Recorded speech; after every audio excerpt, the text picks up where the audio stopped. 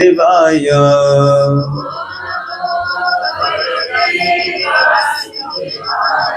ओम नमो भगवते वासुदेवाय।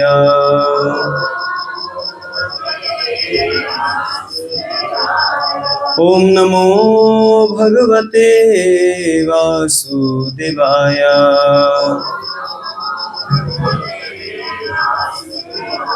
नारायणं नमस्कृत्यं नरं चैव नरोत्तमं देवीं सरस्वतीं व्यासं ततो जयमुदीरये। नष्टप्रायेषु भद्रेषु नित्यं भागवत सेवया भगवती उत्तम श्लोके भक्तिर्भवति नैष्टिके। मुखं करोति वाचलं पङ्गुलङ्घायते गिरिं यत्कृपातमहं वन्दे श्रीगुरुदीनतारिणं श्रीचैतन्य ईश्वरं श्रीपरमानन्दमाधवं। हरि ओम तत्सत् हरि ओम तत्सत् हरि ओम तत्सत्। हरे कृष्ण। श्लोक इस प्रकार है।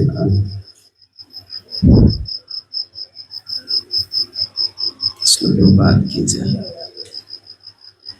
तम पां विदां भगवन् परमात्म परम तत्त्वम्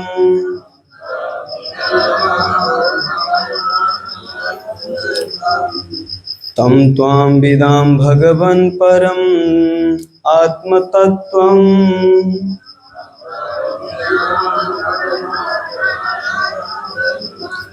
सत्त्वेन सम्प्रति रतिं रचयन्तमेषाम् सत्त्वेन सम्प्रति रतिं रचयन्तमेषाम्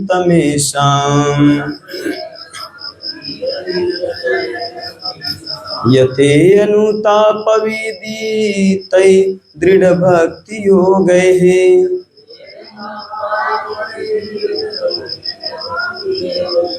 यते अनुतापविदितै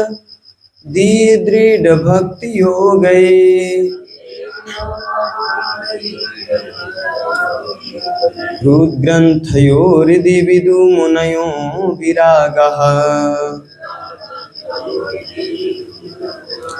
हृद्ग्रन्थयोरिति विदुमुनयो विरागः।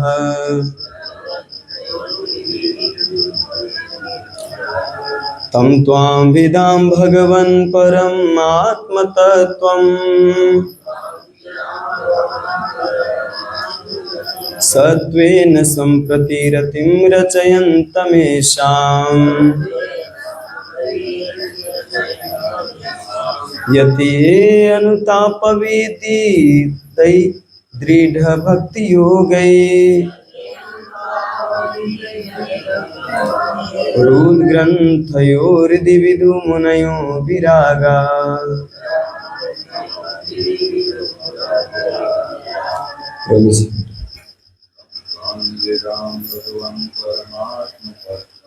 तं त्वां विदां भगवन् परमात्मतत्त्वम् सत्त्वेन सम्प्रति रतिं रचयन्तमेषाम्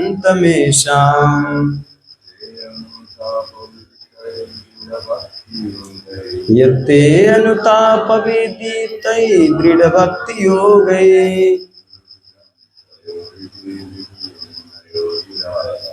हृद्ग्रन्थयोरिति विदुमुनयो विरागाः।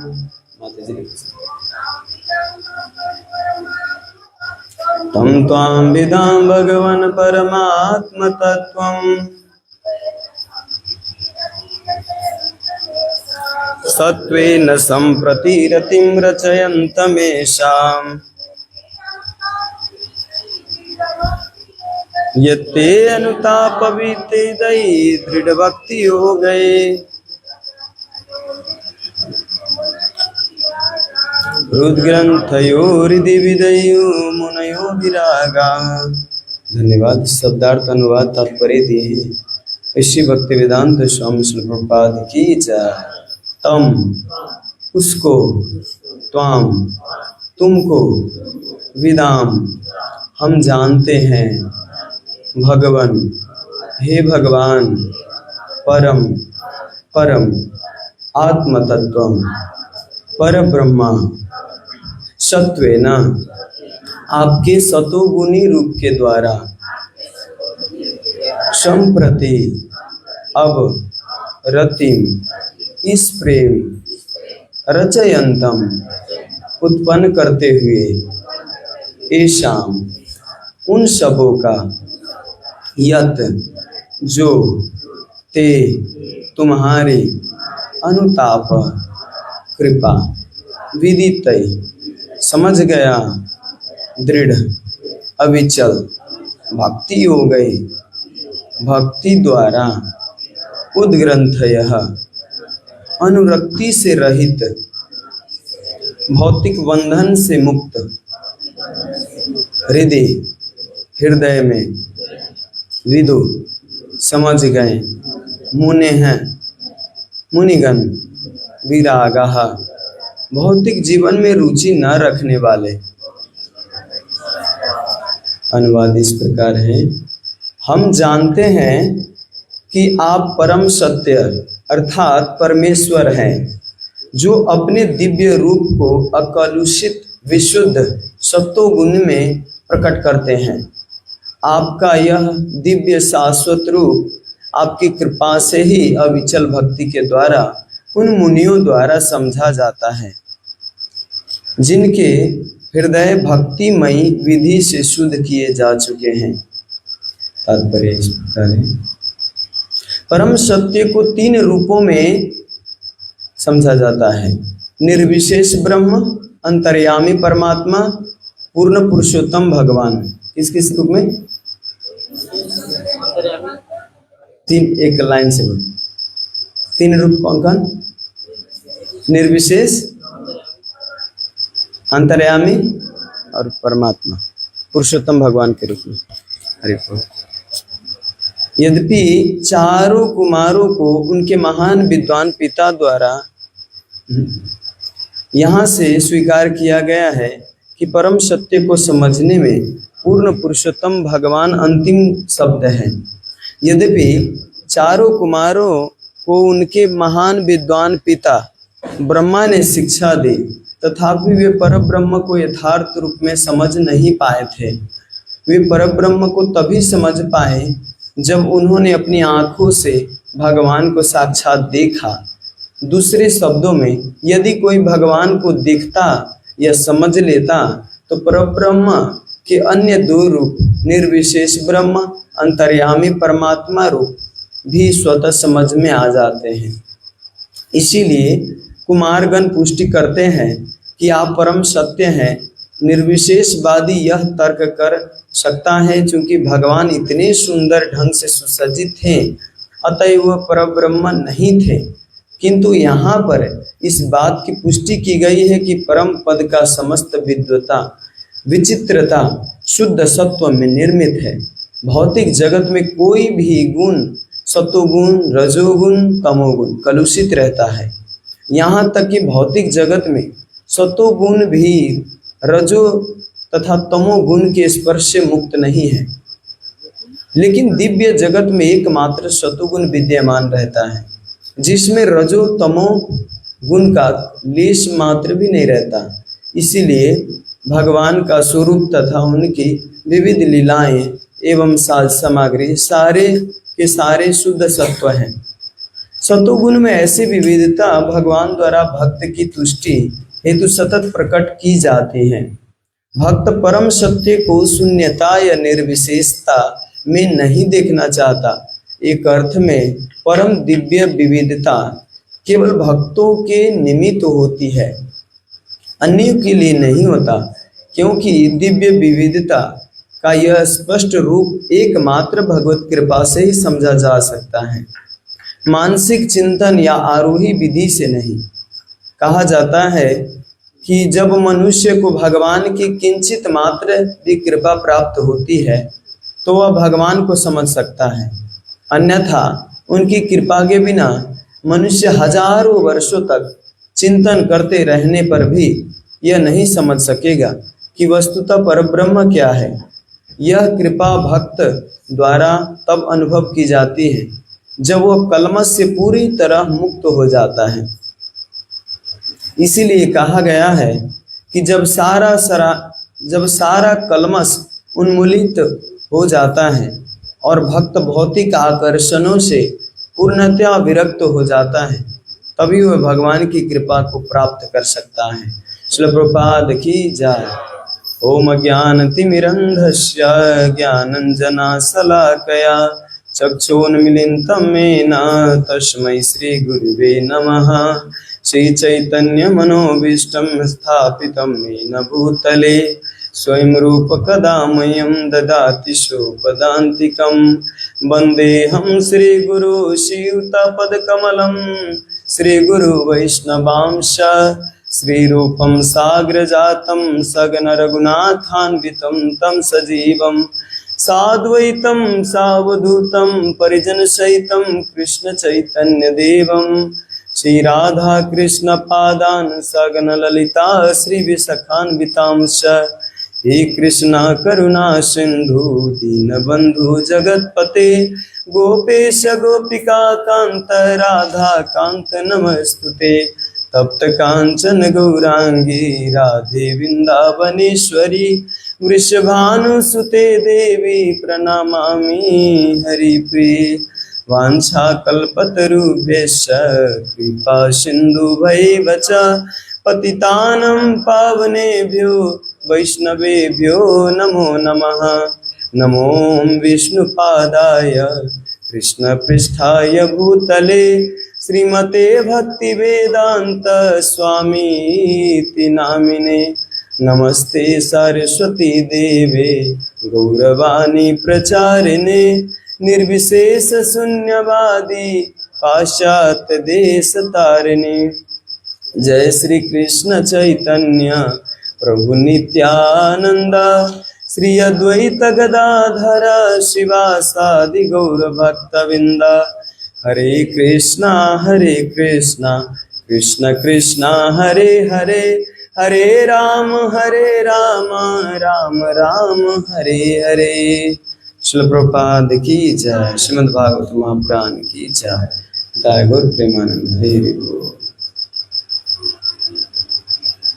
तो इस श्लोक में हम भगवान के कृपा के बिना भगवान को नहीं समझ पाता है कोई भी व्यक्ति। और गुण के भी बात हुआ है कि सतो गुण जो होता है इस संसार में, कोई कहता है ना सुबह सुबह स्नान करके मॉर्निंग वॉक दौड़े जाते हैं, है ना, थोड़ा योगा सोगा थोड़ा योगा करके थोड़ा बताते, तो वो अपने आप को सतोगुणी मेंटेन करके रखते हैं। लेकिन वो सतोगुणी भी तमोगुणी और रजोगुणी से प्रभावित हो जाता है कभी कभी।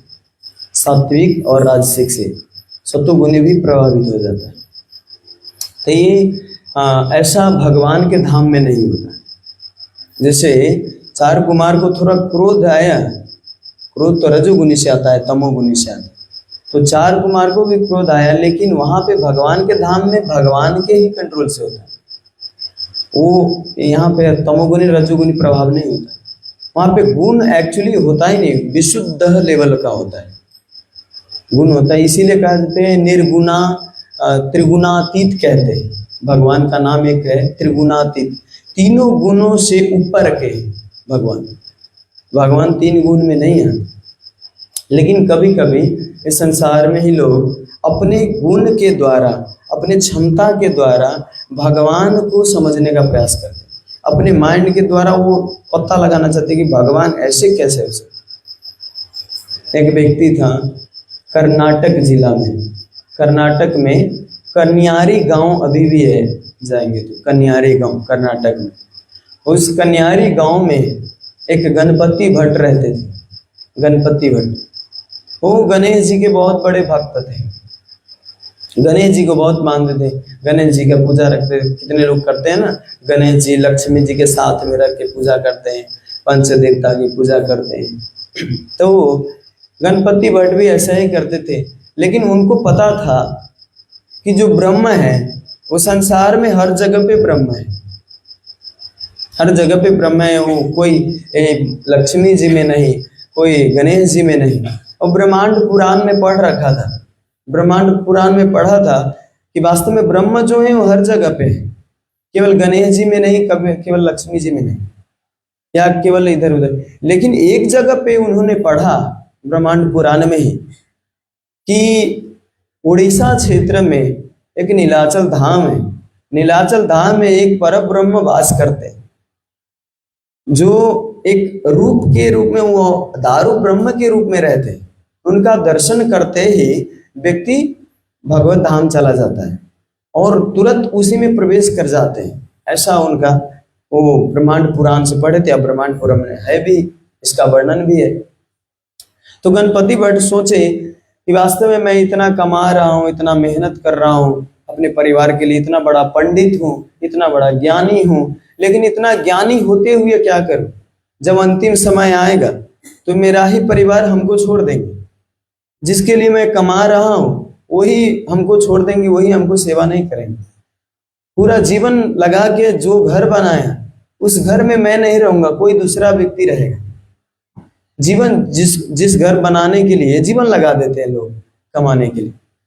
तो गणपति भट्ट तो बेचारा ब्राह्मण थे और बहुत विद्वान भी थे, तो ऐसे ऐसे चीज में उनका बहुत दिमाग लगता था। देखिए कभी कभी भक्तों का लक्षण होता है, वो पहले से ही भगवान को दर्शन, भगवान के बारे में सुने भी नहीं होते, भक्त को देखे भी नहीं होते, लेकिन उनके अंदर एक अलग सा जिज्ञासा उत्पन्न होता है, मैं क्यों दुख भोग रहा हूं ऐसे।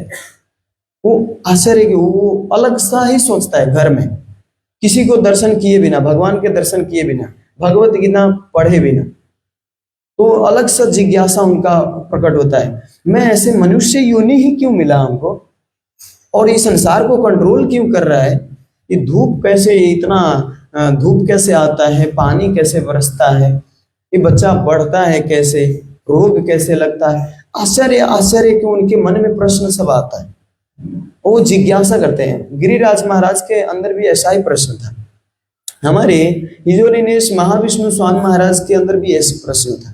प्रभुपाद जी से मिले बगैर पहले ही उनको गुरु की खोज में थे, महाराज गुरु के खोज में थे पहले से ही। तो ऐसे खोजते खोजते प्रभुपाद जी से मिले, और प्रभुपाद जी मिलने के बाद तब जाके फिर वहां, तो ऐसा आश्चर्य आश्चर्य करने वाला मतलब जिज्ञासा उत्पन्न होता है। ये पूर्व जन्म का ये वास्तव में सिम्टम है, लक्षण। तो ये गणपति भट्ट जो था, ये अपने घर में परिवार से कुछ अलग ही सोचता था, परिवार अपने अपने धुन में रहते थे, लेकिन गणपति भट्ट ये सोचते थे कि वास्तव में मैं संसार में आया क्यों, इतना पढ़ लिख के, इतना विद्वान होके, सारा धन संपत्ति, सारा विद्वता, सारा ये चला जाने वाला, ये सब जाएगा, मैं किसके लिए कमा रहा हूँ, किसके लिए कर रहा हूँ। बल्कि ये जो ब्रह्मांड पुराण में लिखा हुआ है, ये जगह सही है, ये जगह सही है, यहाँ पे जाके अपना सारा जीवन समर्पण कर देना चाहिए। अब वहीं पर जाके तपस्या करें, या भगवान तो यहाँ पे तो लिखा है कि जो प्रणाम करता है वो तो प्रवेश कर जाता है, वो तो भगवत धाम चला जाता है, तो होगा, पुराण में ऐसा तो झूठ नहीं लिखा होगा। इस श्रद्धा के साथ गणपति भट्ट कन्यारी जिला से, कन्यारी गांव से, कर्नाटक में पड़ता है, वहां से चल के जगन्नाथपुरी आए, थोड़ा दूरी है, तो वहां से चल के आए जगन्नाथपुरी। और आप 18 नाला देखे होंगे, जगन्नाथपुरी जो भी प्रवेश करता है वो 18 नाला से प्रवेश करके ही जगन्नाथपुरी मंदिर में प्रवेश करता है। 18 नाला दोनों तरफ से बहुत बड़ा बड़ा पाइप लगाया हुआ है, और उस पुल है, हम लोग जाते हैं तो कभी कभी पता नहीं चलता, लेकिन उसी के ऊपर से हम जाते हैं। 18 नाला है इसका नाम। तो ऐसा बताया गया है पुराणों में कि जो भी 18 नाला को प्रवेश करके जाता है, पार करके, उसको यमराज का मुख कभी देखना नहीं पड़ता है ना। तो 18 नाला प्रवेश करके जब वो गए तो थोड़ा दूर के बाद एक कुटिया मिला, वहां पे जाके बैठे थे, देख रहे कि कोई पोटली लेके, तो कोई प्रसाद लेके जगन्नाथ जी का, तो कोई अपना अपना ड्रेस, कोई कोई मतलब आ रहे हैं, ऐसे ही बहुत भीड़ आ रहा है उधर से फिरता लोग। तो पूछे कि आप लोग कहाँ से आ रहे हैं, पूछने पर बताया कि हम जगन्नाथ जी के परम ब्रह्म के दर्शन करके आ रहे हैं।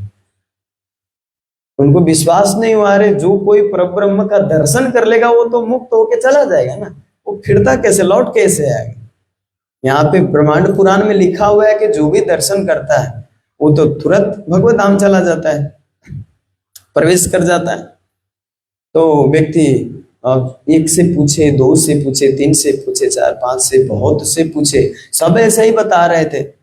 उनको विश्वास नहीं हो रहा था, ये लोग दर्शन नहीं करके आए, ये लोग ऐसे ही बाहर से देख के आ गया होगा, पता नहीं।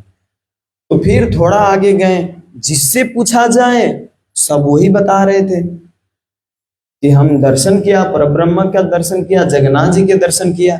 इनके मन में क्या था, ब्रह्म जो है ये निराकारी है, लेकिन ये कैसा रूप है कि इस रूप को देख के चला जाता है भगवत धाम।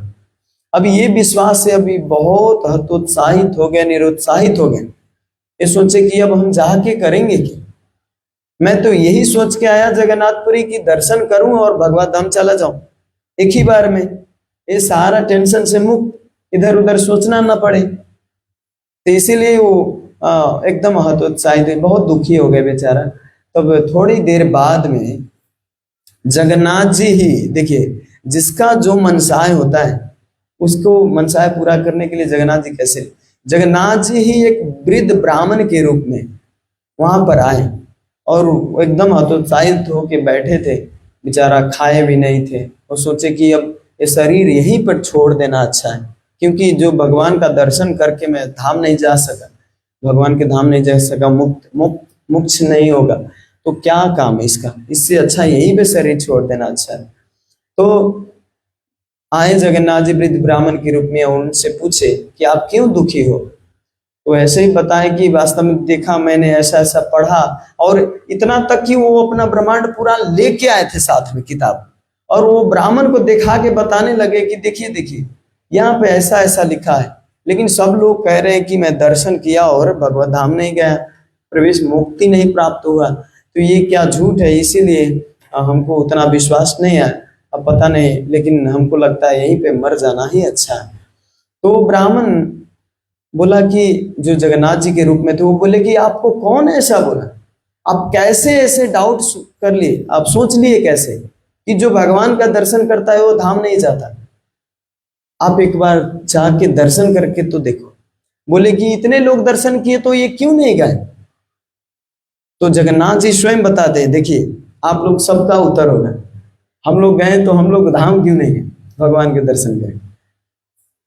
तो जो ब्राह्मण बोले क्या कहते हैं उनसे, गणपति भट्ट से, जगन्नाथ जी बताएं कि जो भी जाता है जगन्नाथपुरी धाम, वो सब अपना अपना मंतव्य, अपना अपना आशय लेके जाता है। पहले जाता है, टिकट बुक करता है, और आने का भी टिकट फिक्स होता है ना, और आने का भी टिकट फिक्स होता है, और सब कुछ प्लान रहता है कि इतने दिन से ये करना है, इतना दिन से ये करना है, इतना दिन से ये करना है, पूरा प्लानिंग के साथ जाते हैं। किसी का भी ये नहीं रहता कि हाँ वास्तव में मैं यहीं से पूरा धाम जाऊं, दृढ़ निश्चय उनके अंदर है नहीं, श्रद्धा इतनी प्रबलता है नहीं। नहीं तो तुम्हारे जैसे जिस प्रकार तुम विश्वास किए हो और हतोत्साहित हो गए कि वास्तव में कोई नहीं जाता, तो ऐसे हतोत्साहित पूरा पूर्ण विश्वास होने के कारण हुआ ना ऐसा। तो आपका जैसा विश्वास हो, आपके जैसे भक्त को जाएगा, आप जाके दर्शन करके देखो।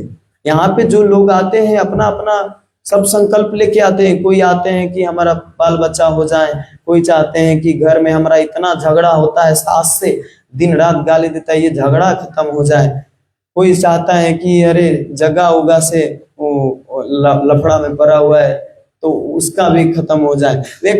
देखिए ना, रात भर तपस्या की निर्जला एकादशी के दिन, और दूसरे दिन प्रार्थना में मैं पूछा कि आपको क्या प्रार्थना है, तो कई भक्त ऐसे बताए कि घर में मेरा भाई बहुत झगड़ा करता है, उनके लिए वो झगड़ा खत्म हो जाए, और इसके बाद वो अच्छा से जो भी प्रॉफिट होए उसको अपना ही प्रॉफिट अपना ही रखे।